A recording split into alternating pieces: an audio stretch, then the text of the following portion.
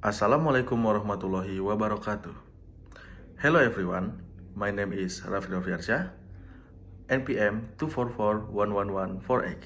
I'm in class Management 24B. In this video, I want to make education video about capital working management atau biasa disebut manajemen modal kerja. Apa sih manajemen modal kerja tersebut?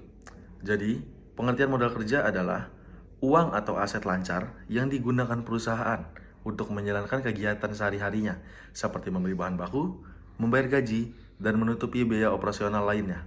Sederhananya, modal kerja adalah napas bagi perusahaan supaya bisa terus beroperasi tanpa gangguan. Komponen modal kerja.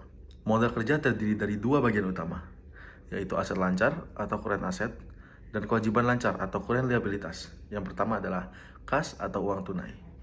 Ada juga piutang atau uang yang belum dibayar oleh pelanggan. Ada juga persediaan, stok barang. Ada juga surat berharga jangka pendek. Utang dagang, utang jangka pendek, dan biaya yang masih harus dibayar. Yang ketiga adalah rumus dasar dari manajemen modal kerja. Jadi rumus dasarnya adalah modal kerja bersih sama dengan aset lancar dikurangi kewajiban lancar.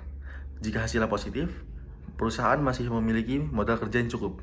Jika negatif, berarti perusahaan bisa kesulitan membayar kewajiban jangka pendeknya, atau dengan bahasa lainnya, perusahaan bisa saja menghutang kepada yang lainnya. Yang keempat adalah tujuan manajemen modal kerja.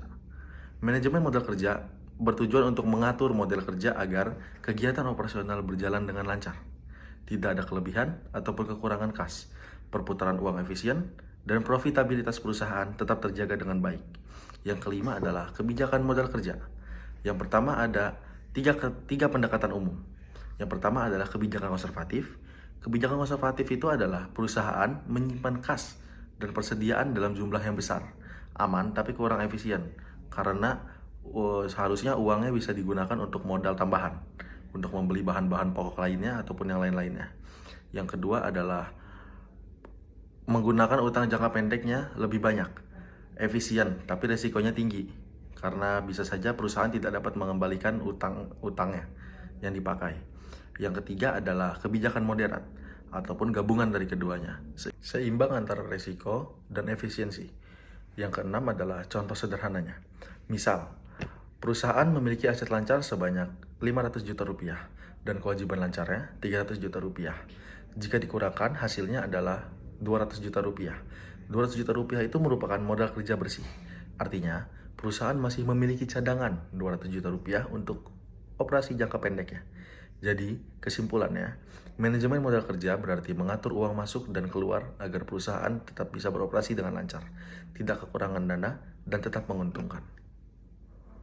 Here's a video education I want make about capital working management. Wassalamualaikum warahmatullahi wabarakatuh.